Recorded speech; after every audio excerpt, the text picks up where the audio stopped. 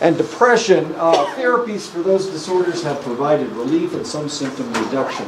CBT is cognitive behavioral therapy is the favored treatment with stronger evidence of its effectiveness than is found with other approaches. And one of the things we're going to find is that CBT is used in almost all of these approaches, all of these different problems.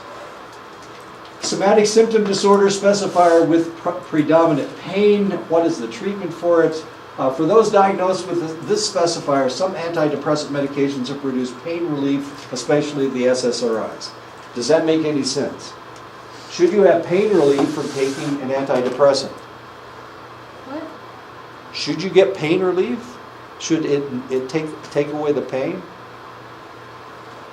If you're taking a selective serotonin reuptake inhibitor, if you're taking it to make you happier, is that going to take the pain away? It shouldn't. No, it shouldn't do anything at all. But it works in these cases because the pain isn't real. Cognitive behavioral therapy has been widely employed for pain management, stress reduction, and activity enhancement. Randomized trial studies support this effectiveness. The other thing that they do is what they call acceptance and commitment therapy. They want them to accept the fact that their pain isn't going to go away. And they need to be committed to the fact that they need to deal with it in a different fashion. And of course, valuing pain tolerance. So what they want you to do is to be able to handle the pain. You're going to be in pain for the rest of your life. There's not a whole lot we can do about it. Even if we gave you a painkiller, it wouldn't kill the pain because the pain isn't here, the pain is here. It's in your brain. Okay. So they try to teach them pain tolerance, as ugly as that is. This is what they thought that neuralgia was. For the longest period of time, people suffering from neuralgia were told that there's nothing we can do about it. We can give you all these painkillers, but they're not going to really do anything for your pain. And then we realized that there are individuals that genetically are more sensitive. Their neurons are more pain neurons are more sensitive than other individuals.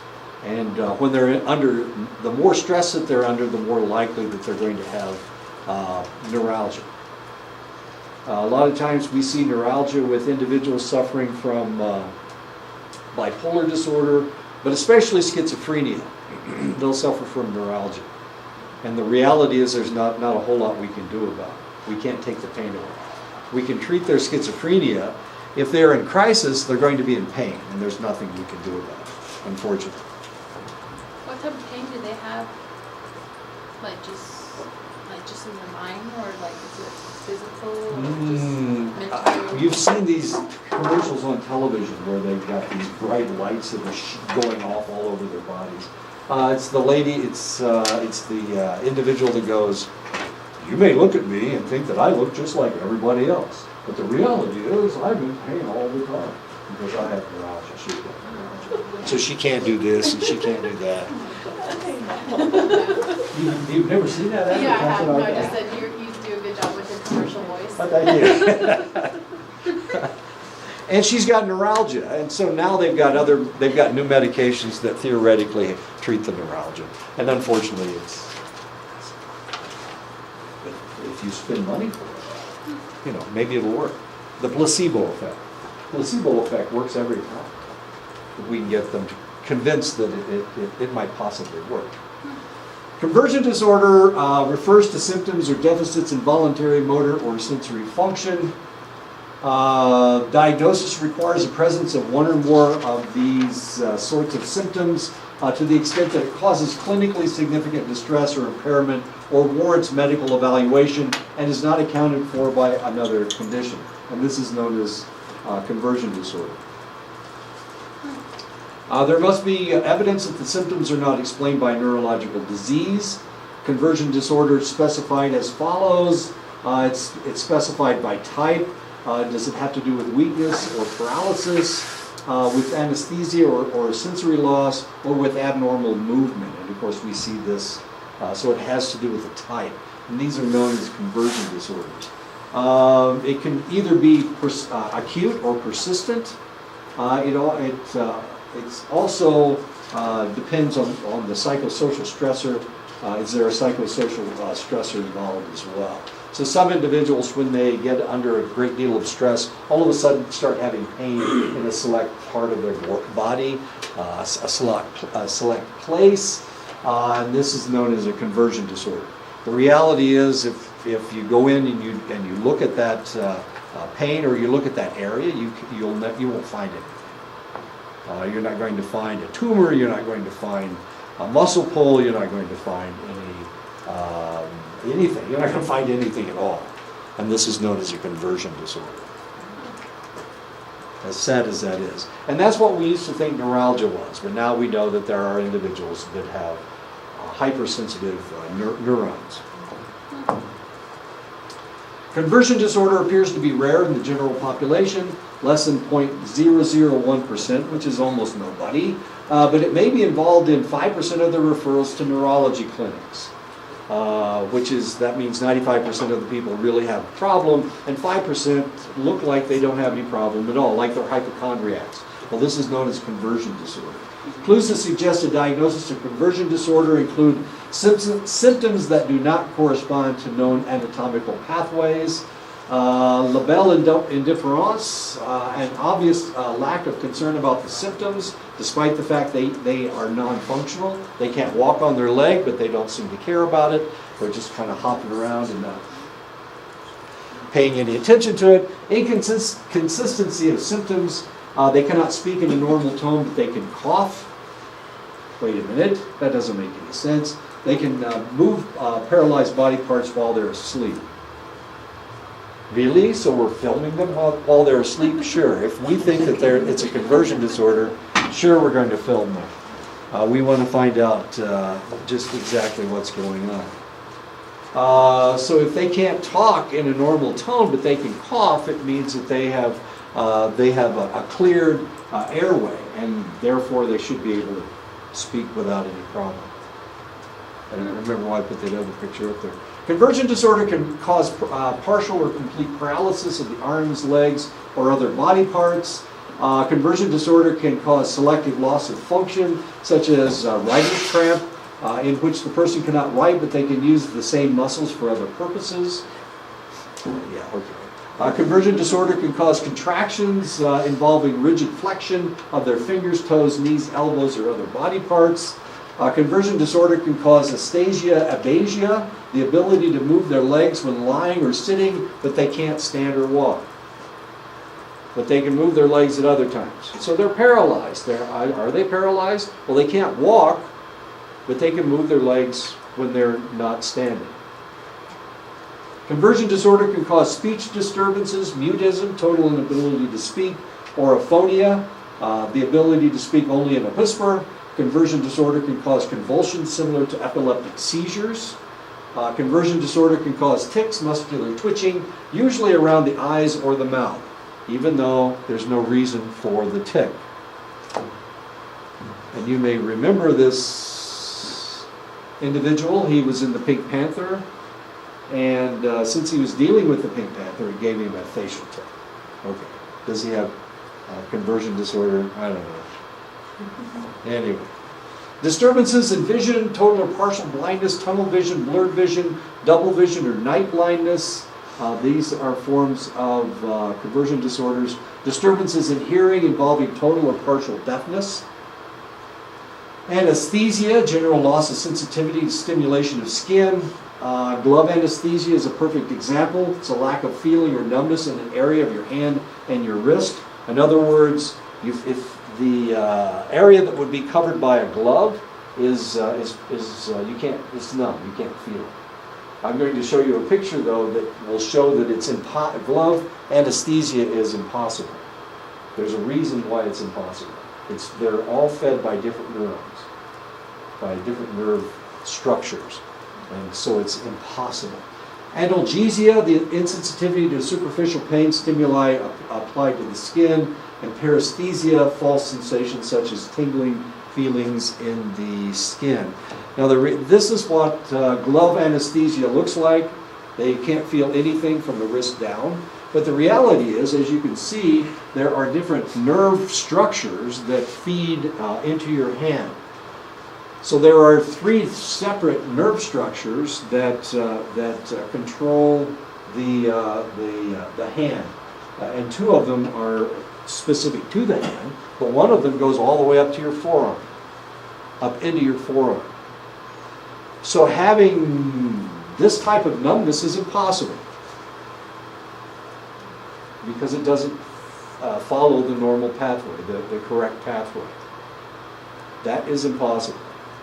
So if somebody has glove anesthesia, we know it's a conversion disorder. If they cannot feel their hand.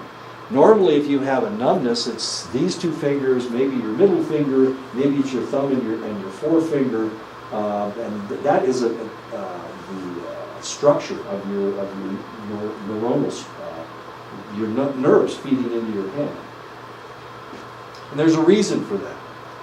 That's why our hands are so functional, why we can do so many different things with our hands. It's because it's served by 3 different nerve structures. But as you can see, the arm is relatively complex, and here this guy is simplifying it to the point that it's impossible. Because if he had numbness here, he would have to have numbness up to the middle of his forearm as well.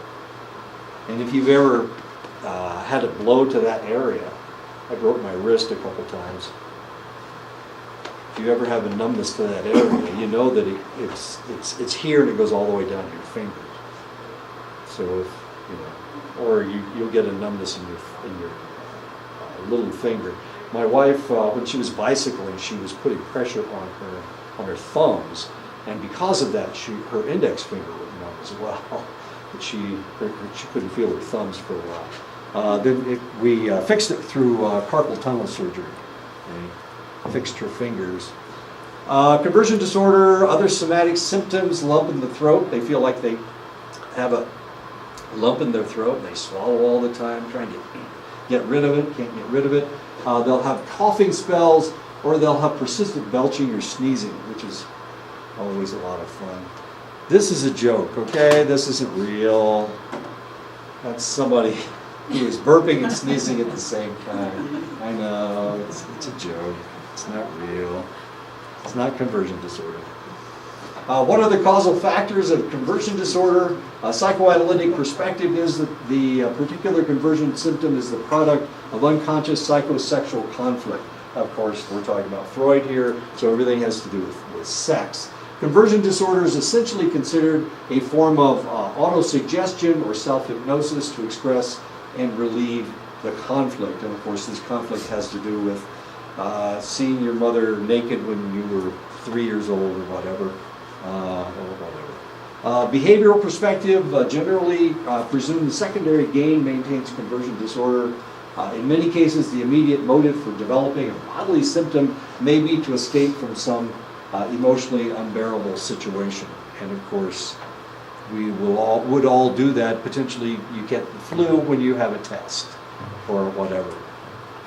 Or you catch a cold when it's midterm week, you catch a cold. Why would you do that? Well, it's because you're trying to stay away from taking your test, I guess. An interesting recent, when I was in grade school, I'm a terrible speller. I can't tell the difference between the sound of an A, an I, and an E, and I would get them mixed up all the time. So I was a terrible speller. I'm like a C speller, unfortunately. So when it was time to take spelling tests, which were always on Fridays, guess who got sick on Fridays? Exactly. Yeah, I catch the flu on Fridays. Conversion disorder. Actually, it was hypochondriasis. It wasn't even hypochondriasis. I was just trying to skip the damn test, okay? And I could usually fool my mother into letting me off on Fridays because of my spelling test. Well, I still can't spell. But if you misspell a word and I'm reading your paper, I can recognize it as a misspelled word. But if I try to spell the word, I misspell it. Isn't that stupid? What is that? There must be some psychological cause for me not to be able to spell myself. I know, it drives me crazy. It's wonders. Computers are wonderful, of course. They tell you when you misspell something. Aren't they great? I love An interesting recent speculation appeals to mirror neurons to account for the social contagion of hysterical symptoms that may occur within families. So you'll see everybody will have digestive problems, or everybody will have a pain in the right shoulder. We have bad right shoulders. Okay. But we see these all the time. And now we know why this is possible, why people will see another member of their family and they'll try to mimic them.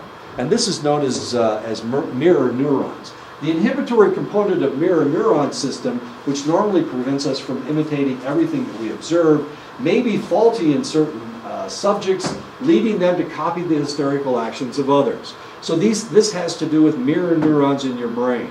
In other words, you have two neurons, and one of them is actually is functioning, and the other one is trying to see what other people are doing.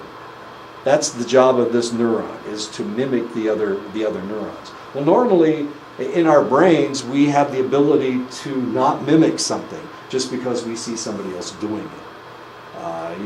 You're sitting there, somebody's picking their nose, so you go and pick your nose. Now, wait a minute, do you really do that? No, of course you don't do that because, well, the mirror neurons tell us not to. We don't have to. But with select individuals, their mirror neurons are not as functional as ours are, as most people's are. Mirror neurons are more active in women than they are in men. Really? Which possibly explains the higher female incidence of conversion disorders. What other things do women do? Do women mimic each other all the time? Is that what's going on with women? How do we know? We do know that mirror neurons are more sensitive than male neurons. Are there other things that women do?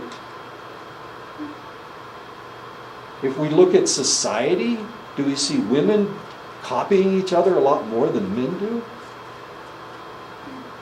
Yeah. Really? Fashion. Yeah. Fashion? Booties. Yeah. Trends. Yeah. Oh, my hair doesn't look like Reese Witherspoon, so I need to get a new haircut. Okay. The eyebrow trend. There we go. There you go.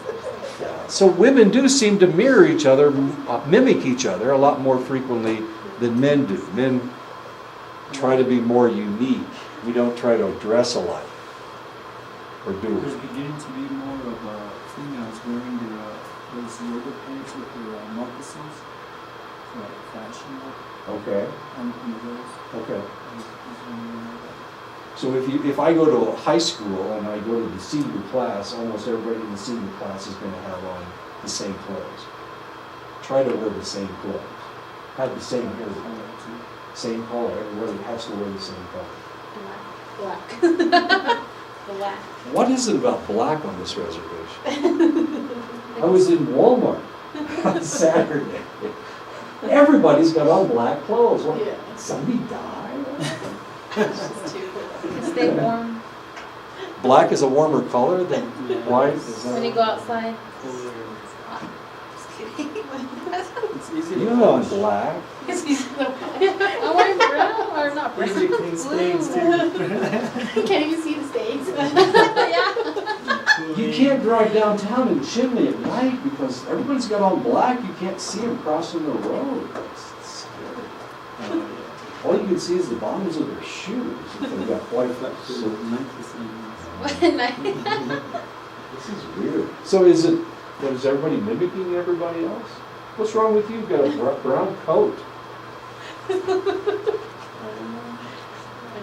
You from someplace else? Crystal, aren't you from Crystal?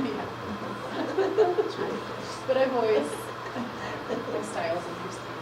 I like to wear patterns, so and colors. I'm all over the place. Are you? All right. It's when I came to DC, that's when I started wearing dark. Me too. Really? Yeah. So you wore more colors when you were... Used to, yeah. I used 'cause to wear you know, like dresses and high heels and stuff like that. Now I don't even have time to like dress up. Yeah. Like, It's interesting. Black. Everybody wears black. put on black sweatpants and a black sweater. Because it goes with anything, you know. But the boys do it here. I mean, here the boys wear clothes that are very similar. Almost everybody has on dark clothes, of course, John's. Well, I was wearing peach, I covered it because everybody was wearing dark in here. Now you got on peach. Yeah. You wanted to, yeah, we're. Your socks. Our socks are the same. I know we got our socks. Coordinated. They play. Shelly, what are you gonna wear today? Oh, the same. How about, we'll wear peach and funny looking socks. That's what we'll do. I know, we're like twins. Yeah. And we're both old. Dang. We celebrate old stuff. There we go, with color. Discovery of mirror neurons, they realized that babies had mirror neurons because babies mimic facial expressions. Newborns mimic facial expressions. We also see them in chimpanzees, of course. But that's when we discovered the mirror neurons and the fact that some people have stronger mirror neurons than others, and obviously females do. I think this is really kind of interesting because when I talked about the Sports Illustrated swimsuit issue, you know, the guys, of course, they're just looking at the girls. I mean, they just want to see skin, okay? They just want to see skin. All right. But are women, do they really want to wear those swimsuits? Are women really more likely to wear those things? I mean, they hardly cover anything, for one thing. The other thing is that you can't go swimming in them. They're not really swimming suits. They're really sitting on the beach suits, I guess, sunbathing suits, I think. I know. But I find it really fascinating because if we look at, if they're showing men in the magazine, they're showing men being unique and being individual, and then when they have women in the magazine, of course, they're showing women in swimming suits, thinking, of course, that, and maybe women actually look at this to see what style I'm supposed to wear next summer. I don't know. Don't you? Isn't that what Red Book and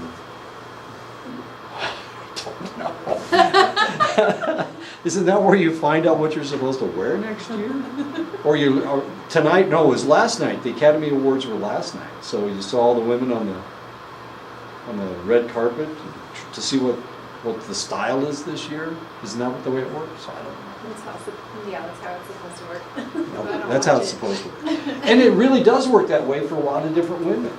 Women from New York City, and they need to get dressed up. Well, they don't want to wear last year's style, so they have to wear this year's style. They want some new style. Or they have to go to the beach on Nantucket, and so they need to know what the style is this year. That's so last week, you know, that kind of stuff. I know. And they can't do that because then they look like they're, I don't know what they look like, but anyway, it seems kind of odd to me. Anyway, that's all right. Psychoanalytic approach to conversion disorder involves therapy aimed at providing recognition of the insight into the underlying conflicts presumed to be causing the conversion process. Demonstrations of the effectiveness of these approaches are limited to case studies.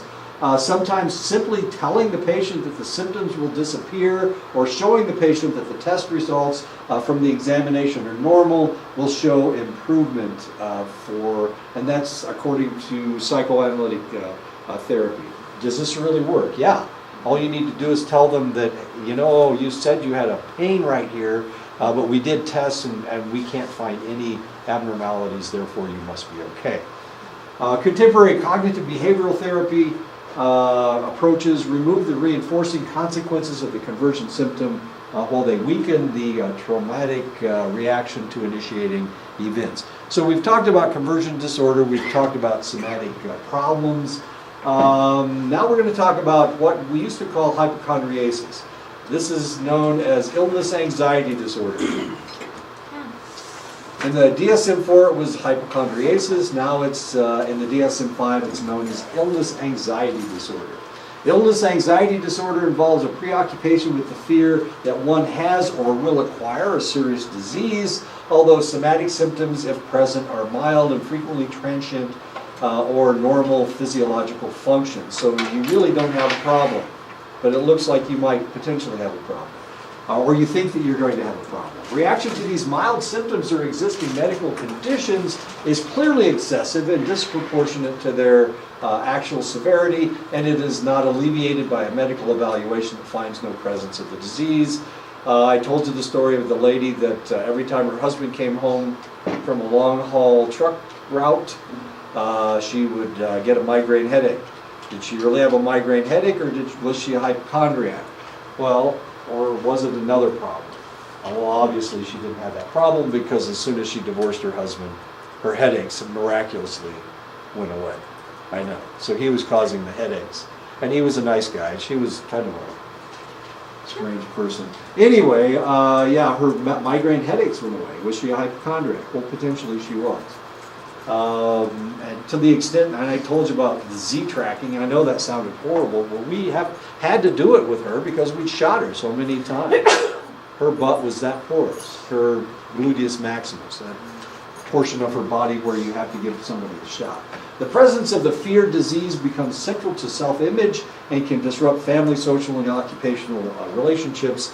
And of course, these individuals are just as bad as alcoholics, they're just as bad as drug addicts. They're almost addicted to this idea that they're sick. And because of that, it changes the entire family dynamic. It changes everything for these individuals. And these are two jokes. With the number of symptoms you describe, your only hope is to remove for us to remove your home health encyclopedia so that you can't find any more symptoms. I don't care what it said. When you looked up your symptoms on the internet, you are not anorexic. Of course, he's kind of portly, so of course he's not anorexic. Anyway, some jokes. And we made fun of the hypochondriacs all the time when I was working in medicine. Of course, they were the ones that were paying our bills, so I don't know why we were making fun of them. We should have made them come in more frequently. Well, why don't you come in next week, so we can check out your symptoms again. No clear gender differences in incidences of illness, anxiety disorder. Men and women are about the same. Based on the prevalence estimates for hypochondriasis from the DSM-4, it appears to affect about 1.3% to 10% of the population, depending on what's going on in their lives. Up to 1/2 of the cases are of a transient type, while others have chronic problems. The lady with the migraine headaches, it was chronic. It was chronic until she got a divorce from her husband. But usually it's just, it's flu season. I didn't get a flu shot, so I think I've got the flu. No, you don't. You don't have the flu. That's not the flu. Come on. I know what the flu looks like, and that ain't the flu. It's close, but no cigar. I know I'm a hypochondriac, but I'm certain it's caused by my brain tumor. Okay, that's a good hypochondriac. Based on studies of hypochondriasis, no genetic influence is evident. Illness, anxiety disorder can co-occur with several conditions, including anxiety, depressive disorder, and other somatic symptom disorders. Psychodynamic clinicians have assumed that the patients defend against poor self-opinion by displacing attention onto their physical sensations and symptoms. In other words, according to the Freudians, these individuals are being sick because they have something else that they're trying to hide. They're trying to hide a deficit in their personality. Cognitive and learning influences are presumed to be important in the development of the disorder, since the misinterpretation of bodily symptoms is central to the diagnosis. A lot of times these individuals have as much information as the doctor does. As a matter of fact, they're reading the same journals. And that's where they're getting their, I know, it's fun. They're a lot of fun. So you try to talk to these individuals, and sometimes, of course, the doctors don't keep up with the journals, so the patient actually knows more than the doctor does. It's always too much fun. Anyway, DSM-5 provides a category for cases in which evidence is clear that psychological factor is interfering with the treatment or having significant influences of medical outcome. And this is psychological factors affecting other medical conditions. It's another aspect of what we used to call hypochondriasis. Behavioral or psychological factors can negatively impact an existing medical condition, increasing the risk of death or disability. So because they think that they are sick in a select way, we can't treat them for what we need to treat them for. because they will demand that we treat them for their migraine headaches rather than their cancer. So what do we have to do? Well, we have to get rid of their migraines before we can start treating their cancer or whatever their other problem is. And of course, we can't treat their hypochondriasis. We can't treat this because there's no way we can make it go away. This is up here. It's not here. It's not physical. It's not somatic. The interfering psychological or behavioral factors are not better explained by another disorder. It should occur in close temporal relationship with a worsening of the existing medical condition. And I've watched people die. I've watched them die because we couldn't treat them for the problem that they really had because we needed to get rid of these hypochondriac symptoms. Had to get rid of those first before we could do anything else. Does a placebo work with these kind of this group? We bust these people with placebos all the time. Usually they work. Sometimes they can work. It really all depends on whether they know what the pill looks like or not. As strange as that is. Well, I mean, we were treating, what were we treating? We were just treating something with SSRIs. It was making it go away. Weren't we doing that? Yeah, we were just doing that a second ago. Yeah, we were treating them with SSRIs. What was it, conversion disorder? Yeah, it was conversion disorder, wasn't it? Yeah. See, here we are, we're treating them with SSRIs. SSRIs make you feel better. They make you happy. And in this case, of course, they're placebos. And it was working, and it worked. So sometimes, yeah, you can give them something. Not all SSRIs are. Of course, it takes 6 weeks for SSRIs to start working. So yeah, we can use placebos on these guys if they don't know what it is. And unfortunately, of course, as soon as you try to give them something, they'll look it up. So this is a problem. We had a problem when I was up north on the other reservation. We had a problem with the doctors prescribing antipsychotic medications for depression and anxiety. So they were treating them with antipsychotics for a lot simpler problems. Yeah, so they were going the other direction. Instead of treating them with less strong medications, they were treating them with stronger medications. And either these people were psychotic, and they weren't telling them they were psychotic, or they were treating them with medication they shouldn't have been treating them with. But this had to do with IHS, it had to do with the pharmacy. The pharmacy only had a select amount of money. They had run out of SSRIs at the beginning. You know how it works. You know how it works. You've only got enough money to pay for through December. So what are you going to do from December through October? Well, you're going to treat them with anything that you've got. You know, that's the way IHS works. And they were hitting them with antipsychotics. As crazy as that is. So we had a lot of people walking around. No, I know it's crazy. They did that with one of my students. I know, they couldn't function as a student. You know, they were just looped out of their brain, so I complained to IHS. They didn't do anything. They stopped giving them the antipsychotic, but of course they had anxiety problems, and they were treating them with an antipsychotic. And it's none of my business. I mean, I'm not even supposed to have this information. But I told the student to go in and tell them that they were treating her with something a lot stronger than they were supposed to be treating her. I mean, she's the one who told me. It's not like I'm looking at somebody's medical records. Complaining about what the doctor's doing. Anyway, they stopped giving her the antipsychotic.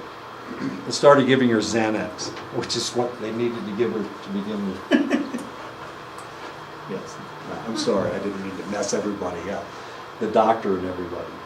Anyway, maybe she was psychotic.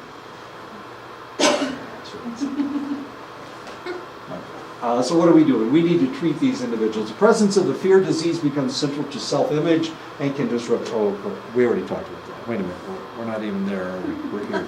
Okay. Yeah, so we got a problem here. We need to treat their hypochondriasis so that we can treat their more serious problem. It can be it can increase the medical risk. That's relatively mild. It can aggravate underlying conditions, of course, by treating their hypochondriasis. It can be severe, necessitates hospitalization or emergency room care, or it can be extreme, where it can actually, the medication that we're giving them for their pretend disease is actually interfering with the medication we need to give them.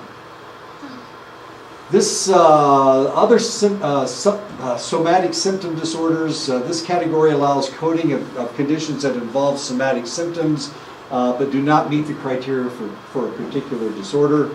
The symptoms might not meet the required 6 months of duration. The specific symptom may not be included among the disorders. Pseudocyesis, false pregnancies, symptoms of pregnancy would belong in this category. Of course, he's saying that he's pregnant. I'm assuming he's a man. Okay. Yeah, pseudocyesis, really kind of interesting. We had a lady that we really thought she was pregnant. And she actually had a positive pregnancy test. But she stayed pregnant for like 13 months. Yeah, and she got bigger. I mean, it looked like she was pregnant. It really looked like she was pregnant. She gained weight. She wasn't going in to see the doctor. You know, she wasn't going in for her prenatal visits. Yeah.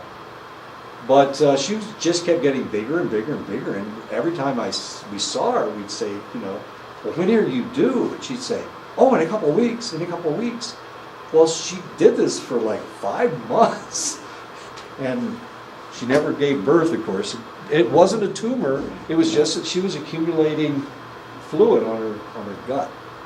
And it stayed about the same size. Pseudocyesis. She thought she was pregnant. She wanted to be pregnant really bad. It would have been a weird situation because she wasn't dating anybody and she wasn't married. And It's like those Lifetime movies. yeah. Localized amnesia, dissociative disorders, dissociative amnesia, failure to recall events that happened during a circumscribed period of time, localized amnesia. So if you've ever been in a really traumatic situation, sometimes you just can't remember that night. You can't remember what happened. This happens to me a lot. I can't remember things. Wait a minute, that didn't sound right, did it? It happens to me a lot. If I go through something traumatic, something horrible happened in the emergency room, a lot of times I don't remember it at all. I just don't remember it. Which is good because I don't have to worry about it, do I? I mean, I don't have to deal with the trauma of remembering this thing over and over and over again. Selective amnesia, a person can recall some but not all events during a particular period of time. I think I told you this. No, I haven't told this group the story. Sheldon knows this story. I was riding in a helicopter and I leaned over. The door gunner was talking to me. I leaned over to talk to the guy, and there was this really tall guy standing behind me. And I don't know why he was doing standing up. He should have been sitting down, but he was standing up. And a sniper shot. I know. Here I am laughing about it. Okay. Yeah. So I bent over to talk to the door gunner. You can't really hear it because it's so loud. Helicopters. This is back in the Huey days. Okay. But I mean, there were a lot of other things about that whole situation. I was the one that had to clean up the helicopter. I was the one that had to haul him out. You know, none of that stuff I remember. I know I'm the one that had to do it because that was my job. But I don't remember any of that stuff. All I remember is him getting shot in the head. And thinking at the time, I don't know, this is horrible. Thinking at the time, geez, I'm glad I've been over. And I'm glad I was as short as I was because it would have hit me right about here. And it got him right in the forehead. So, I know. I have a fear of heights. Helicopters probably not your favorite thing. I was in an airborne unit. We used to have to jump out. And there's been times I blacked out. I went through the motions but I just don't remember it. You don't remember because you have that fear of heights. Yeah, sometimes the last memory I have is standing in the aircraft and the light turns green and everybody starts moving forward, going out the door, and then I black out about 15, 20 seconds. 30 seconds worth of time. Next thing I know, I'm in full canopy. And my brain was able to function and go through Oh, sure. the motion, but I just don't recall what happened. Selective amnesia. That's not bad stuff. Actually good stuff. It keeps us from being traumatized. Love it. I love it. It works every time. Generalized amnesia, complete loss of memory for one's life history and perhaps one's identity. This gets really kind of interesting, this generalized amnesia. It's much rarer than localized or selective amnesia, of course. It tends to occur with those who have experienced combat sexual assault or extreme stress, more likely to involve dissociative fugue, but it usually doesn't happen to individuals that have been through stuff. Usually doesn't happen to those guys. The individuals that it happens to are people, well, I'm going to tell you a story in just a second, and you're going to understand what I'm talking about when we get there.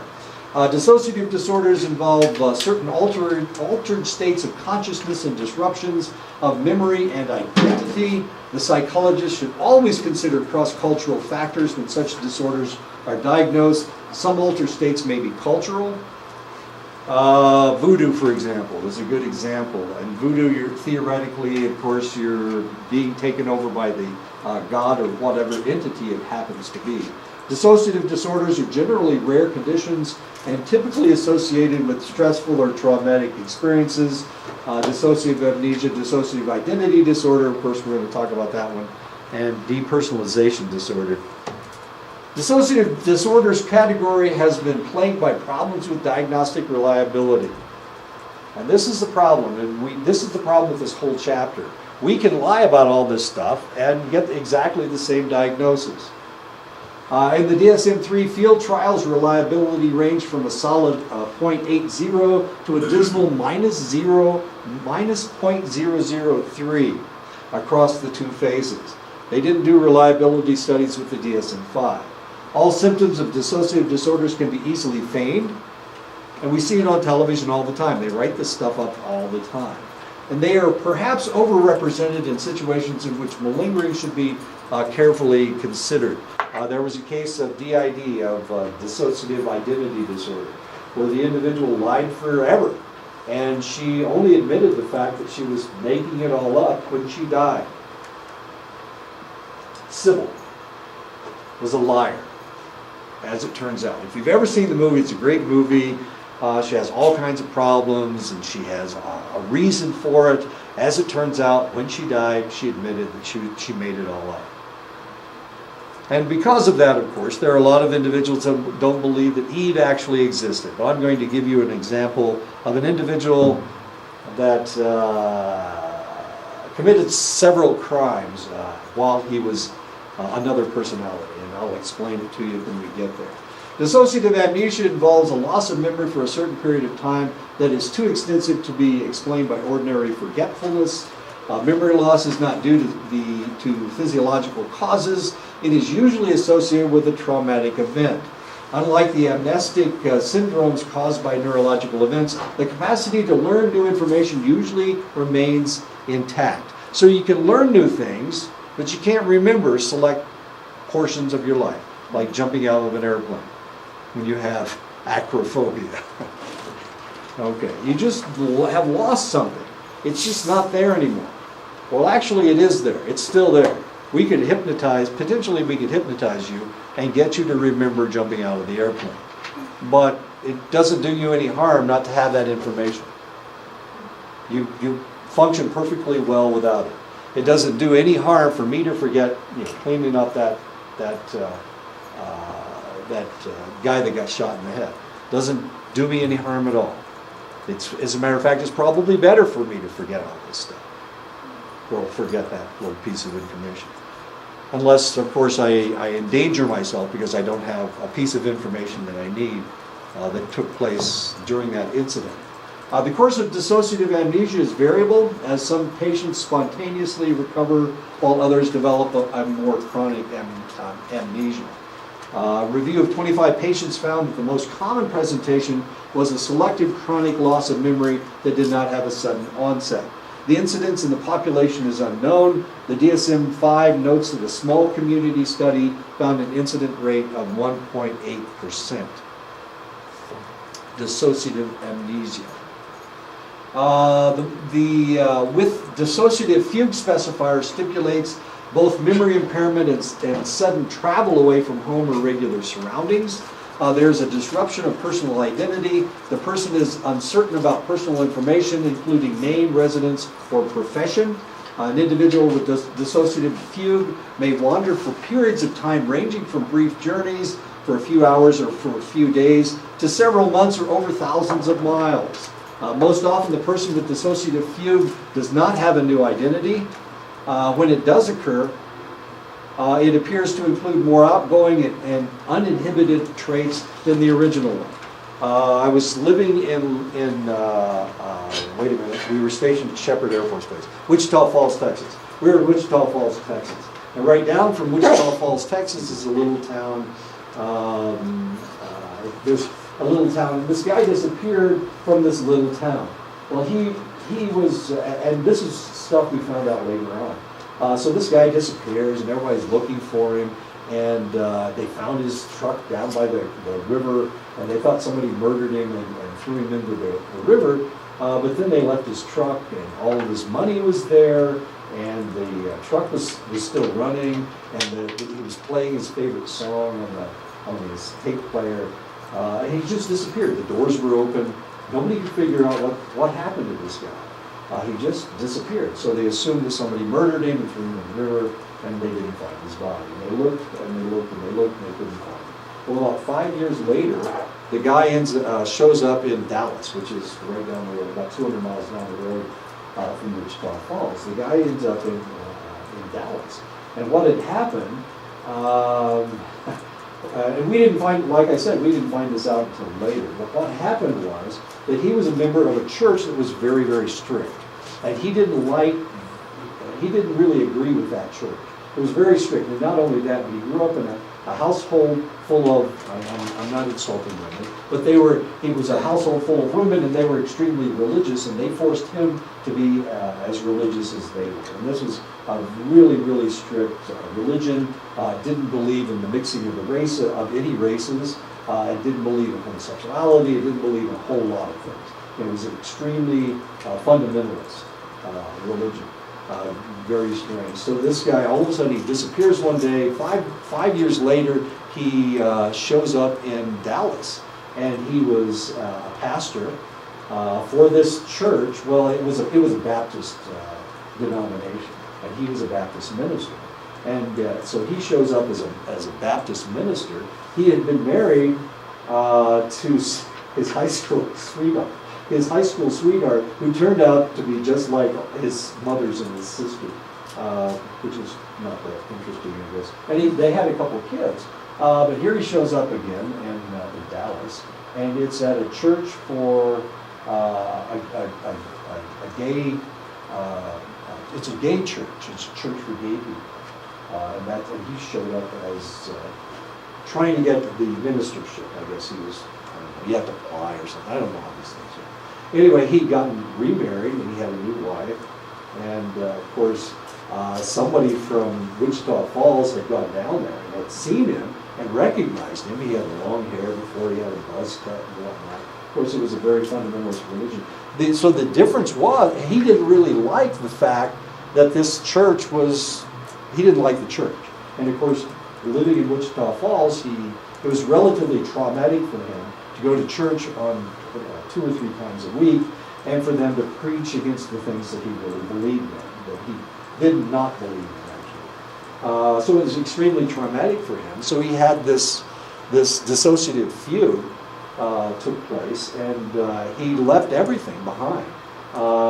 He changed his name. Well, what he did, his last name was Smith, but his first name was Robert, and everybody called him Robert, because that was his name. And of course, it was a very fundamentalist religion, and so now they called him Bob and Bobby and Preacher Bob and that kind of stuff. So he did change his identity, and he changed who he was, and he changed the way he reacted to things, but He didn't really change well, he did change his name. But he left everything behind. And he got remarried, or he got married to somebody else. They declared him dead. He was declared dead after 3 years. So, in essence, Robert Smith was dead, and Reverend Bobby was still alive. But he didn't remember anything. I mean, he didn't remember the fact that he was from Wichita Falls. He said he was from Lubbock or something. Who wants to be from Lubbock? Nobody make that up. Anyway, okay, so that's the way it worked with Bobby Smith. It was a dissociative fugue. He had a dissociative fugue. As soon as he saw his first wife, he remembered her, and he came out of this hypnotic state that he was in for 5 years or whatever it was. Really kind of strange. I know, they wrote it all up in the newspaper, and everybody was all upset because he attacked the church, and you never attack the church. And they didn't want to talk about it, but they couldn't explain it unless they really explained the fact that this denomination was very fundamental and this one wasn't. And the fact that they rejected homosexuality and this other church accepted homosexuality. Really kind of interesting. Anyway, that's a dissociative fugue. So he had a dissociative fugue. Okay. Sometimes they will change everything completely. As you can see, this guy was another situation very similar to the Robert. I don't think this is Robert. No, he was younger. Anyway, as you can see, this is what he looked like before, and this is what he looked like afterwards. Sometimes new identities can be extensive, including assuming a different name, a new residence, and the involvement of new complex social activities and functions. Usually they become a more outgoing individual. As Robert Smith, he had a speech impediment. He stuttered. Of course, he lived with some very fundamentalist women who kept telling him he was wrong all the time. As Bobby Smith, as Reverend Bobby, he had no stutter. He was far more outgoing than he was before. Of course, he couldn't say anything before because his wife and all these other individuals wouldn't let him talk. But in his case, of course, he was far more outgoing personality. Amnesia associated with dissociative fugue can remain after the fugue state remits. Severe stressors or overwhelming life events are typically related to the onset. Offset is often hastened by removal from the stressful situation, and in his case, of course, as soon as he saw his first wife, he recovered. No clear evidence exists for genetic or biological factors in the development of this disorder. He was taller. That was weird too. He was taller. This little bitty shrimpy guy that everybody's he's like beat down, and he was like all of a sudden his spine stretched out, and he was taller and lifted weights, and he was bigger than he was before. He changed his personality completely. It's really kind of interesting. They showed pictures of him. They didn't even look the same. I mean, he really didn't even look the same. Despite the hair, it was the fact that he was standing up taller, and he was always all hunched over, just in case somebody was going to give him a hard time. Among precipitating stressors for fugue, the most common appear to be marital discord, financial and occupational problems, and war-related events. In his case, it was marital discord. And it wasn't the fact that his wife was upset with the marriage. It was the fact that he didn't like his church, and he didn't like the fact that his wife was henpecking him and keeping him down and not allowing him to speak. But he had never been able to speak throughout his entire life because his family controlled him so much. The psychoanalytic perspective presumes that the memory loss is the result of unconscious repression rather than suppression of the memory due to its threatening or unacceptable content, thus dissociating the memory from the person. The behavioral perspective assumes that the amnesia is in some way negatively reinforced as an avoidance or an escape response. And of course, this is actually what happened to this individual. He felt threatened by all of the thoughts that he was having, and eventually it became so traumatic for him that he had to leave. Can the amnesia be specific to certain things, or is it a complete amnesia? It was with him, it was a complete amnesia, but it can be specific to, just individual. I met a girl, her family was murdered, and she didn't talk to nobody. Oh, is that right? And so, she didn't really communicate that much, so they didn't know if she just didn't want to talk, Right. or if she had just forgotten to talk. And, I don't know whatever happened, but I was only around for about 6 months, but I remember she wasn't talking. Right. It was Which is relatively common. Selective mute is what that is. And sometimes they'll start talking. If you've ever seen the movie The Patriot, in that, the little girl hates the father because, I can't remember, he goes away. He goes away, so she hates the father and she won't talk. And while she was away, she starts talking to the aunt, to the female figure. So it was the fact that he was the male figure. She had decided she wasn't going to talk to him, as odd as that seems. The typical approaches to treating dissociative amnesia involve hypnosis or the drug sodium amytal, together with free association to uncover unconscious memories and bring them to the surface. No careful studies of the effectiveness of this treatment for dissociative amnesia exist because we very rarely find it. Because people with dissociative disorders are quite suggestible, there is a risk that the memories recovered during therapy may be iatrogenic, therapist caused. And we're going to talk about more iatrogenic possibilities in the future. Okay, so that was dissociative fugue, as much fun as that was. Robert Smith. Dissociative identity disorder, formerly called multiple personality disorder, is perhaps the most unusual of the dissociative disorders. The diagnosis requires the presence of two or more distinct personalities, which disrupts one's personal identity and a sense of personal control. Dissociative fugue is relatively common with these individuals. They'll get away from whatever the traumatic event is. A lot of times, we'll talk about it in just a second. A lot of times it turns out to be the mother is physically or usually sexually abusing the child.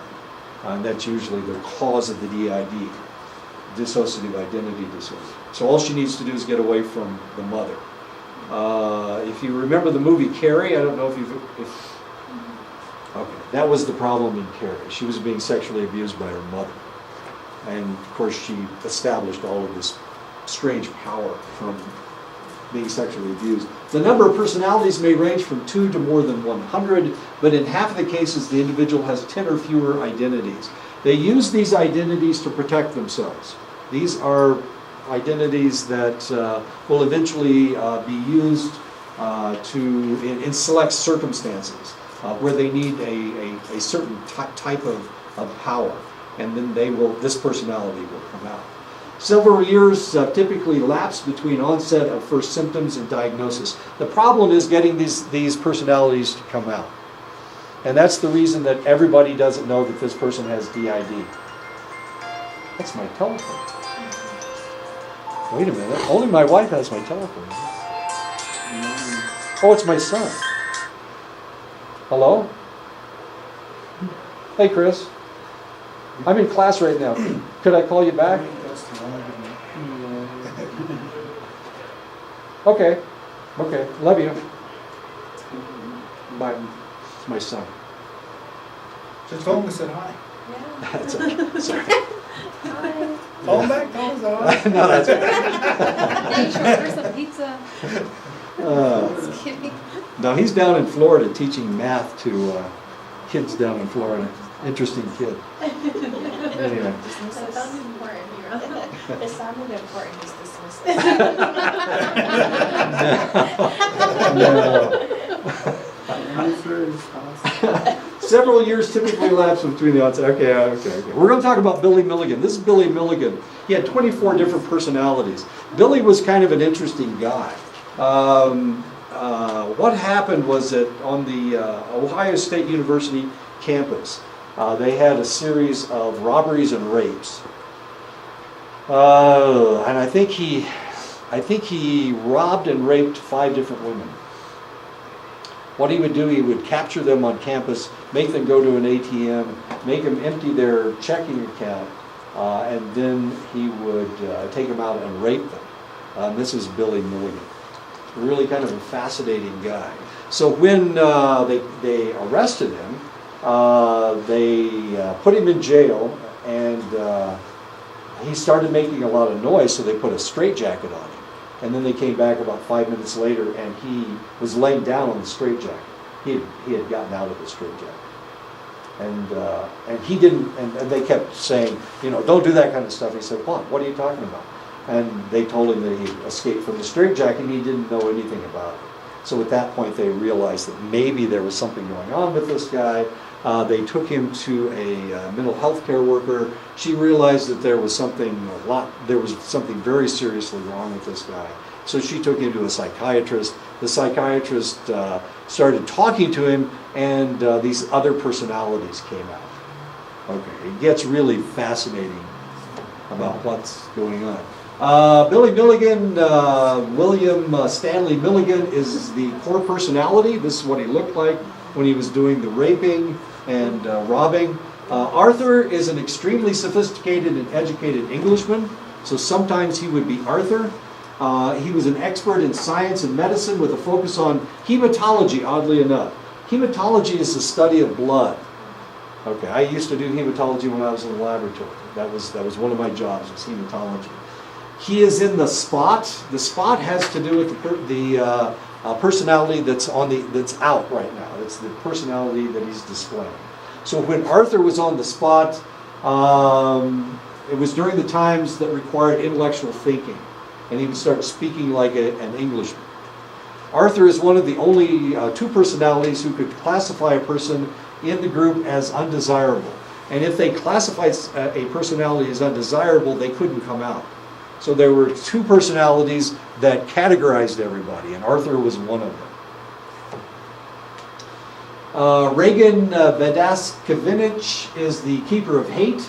His name comes from the words rage again. Reagan describes himself as Yugoslavian, has a Slavic accent. He can write and speak in Serbian, and is extraordinarily strong. He controls the spot in dangerous times and can designate group members as undesirable. So Reagan and Arthur are the two personalities that can decide whether another personality can come out. He admitted committing robbery in order to support the family and had no knowledge of the rapes. So Reagan was another personality that he had. And as you can see, he looks differently when he looks like Reagan than he does the rest of the time. Okay, it gets really strange. Alan is a con man and a manipulator. He is the most common person to talk to the outside world. He plays the drums and he paints portraits. He's also the only one that's right-handed. All the other personalities are left-handed. But the Alan was right-handed. He's the only personality that smokes cigarettes. But he's the one that's normally out when he's dealing with society. Tommy is the escape artist. He is often confused with Alan. He plays the tenor sax and is an electronics expert. He also is a painter specializing in landscapes. So when he paints landscapes, he's Tommy. When he paints portraits, is that what he's doing? Yeah, portraits. He's Alan, as odd as that may seem. Danny is afraid of people, especially men. He only paints still lifes and never paints landscapes. He says this was because Chalmer made him dig his own grave and buried him in it. And Chalmer was his, Chalmer was his stepfather. But it wasn't his first stepfather, it was his last stepfather. So Chalmer is, I know. He gets better.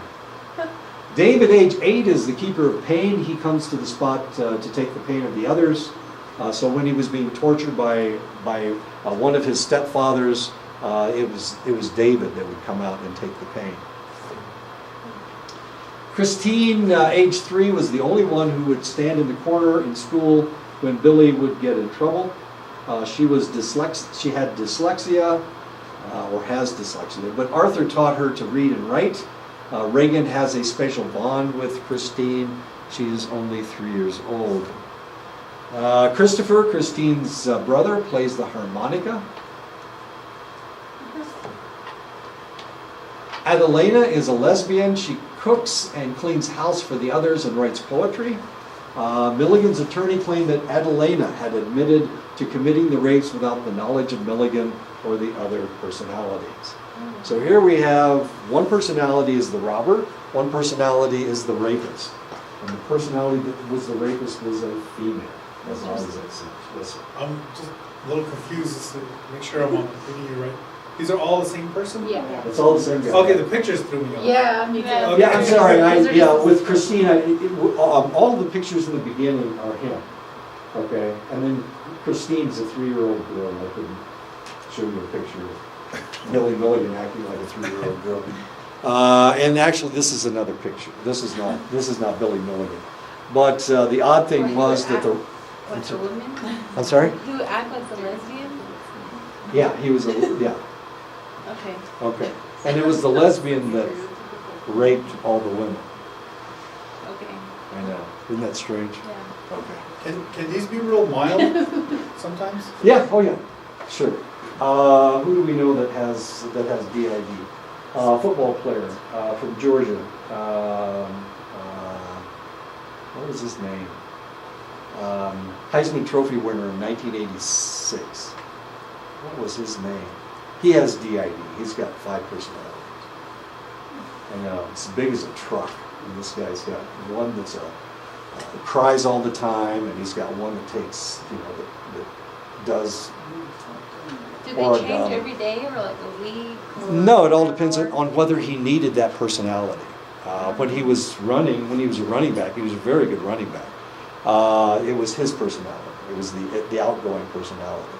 But he couldn't speak in public, but he had a personality that would come out to speak in public, as odd as that seems. So if you watch a video of this guy, I think it was, anyway, he played football for Georgia. Herschel Walker has DID. Type in a DID and see if that comes up somewhere. He's got a video of him talking about it. He has a speech impediment, but sometimes he doesn't have a speech impediment, as odd as that seems. What's his name? Herschel Walker?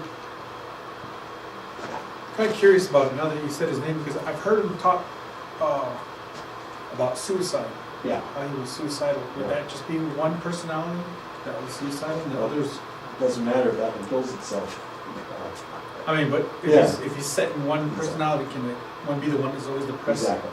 Does it come out of it? Exactly. That's a good point. Does it say anything about DID? Oh, yeah. Oh, him talking on the video.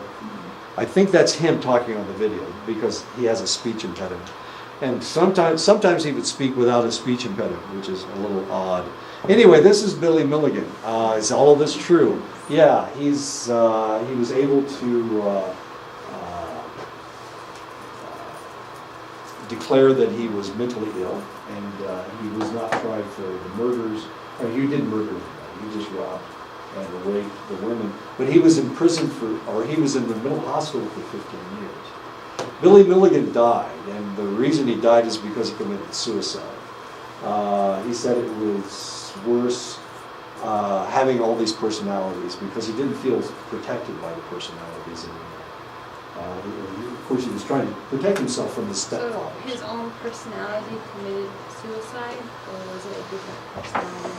Well, we don't know because we couldn't talk to him That's afterwards. debatable. I know. He wrote the book and he made some money from the book, but eventually, of course, he couldn't work, he couldn't do anything.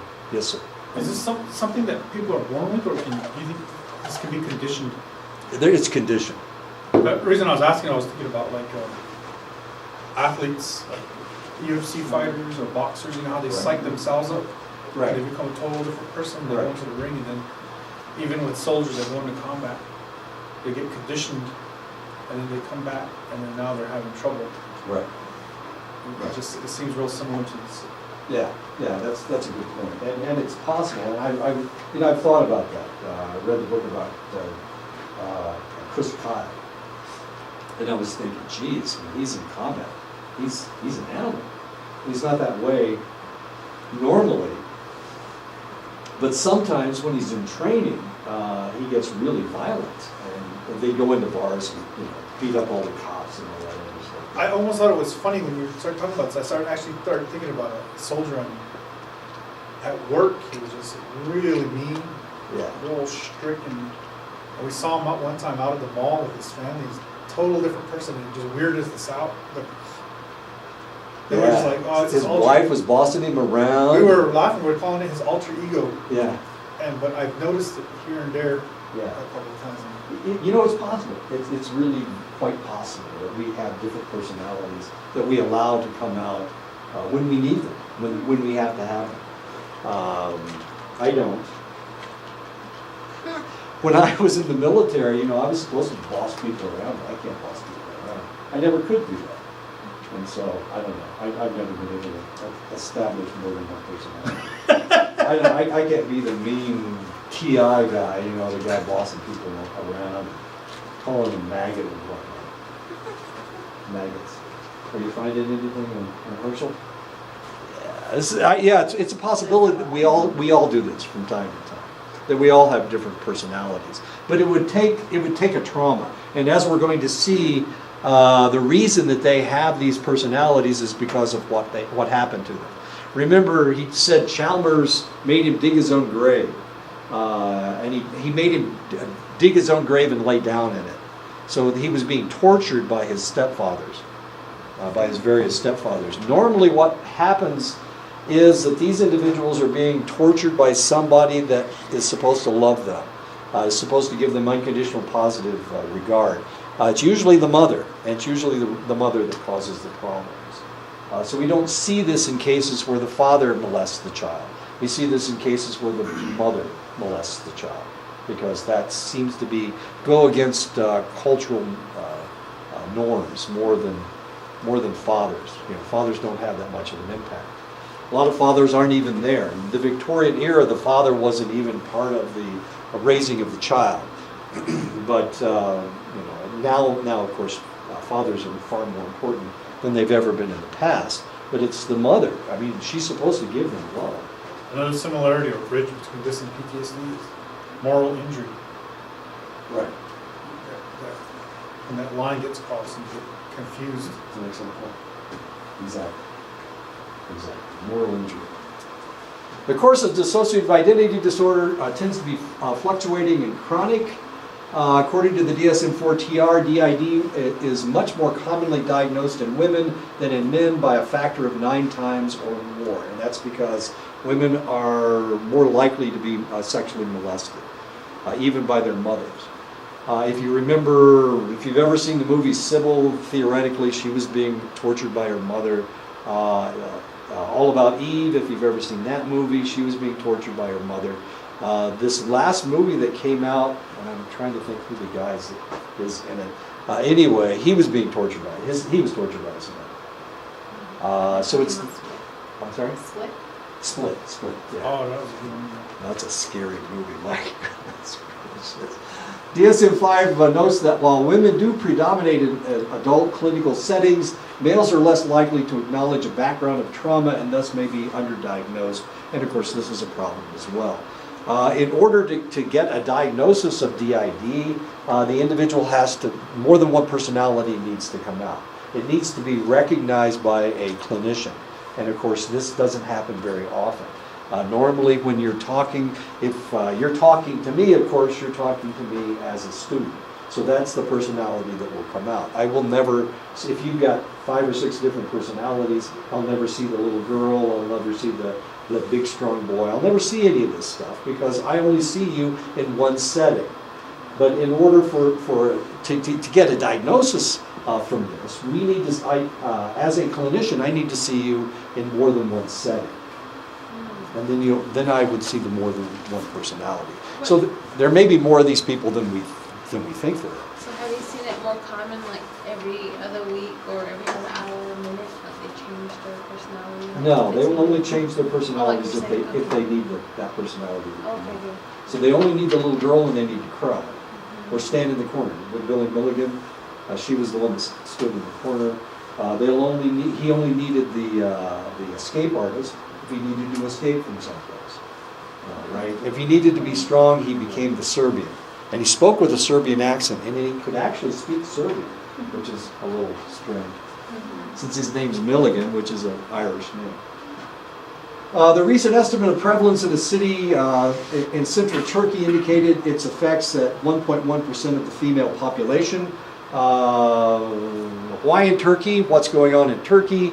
Well, remember, in the United States, we really don't do a lot of psychodynamic therapy, but in Europe they do, and in Turkey they do. So they would see this a lot more frequently because they do the type of therapy that would bring out the more than one personality. We don't do that very much in the United States. So there's a lot of individuals that don't believe that this exists.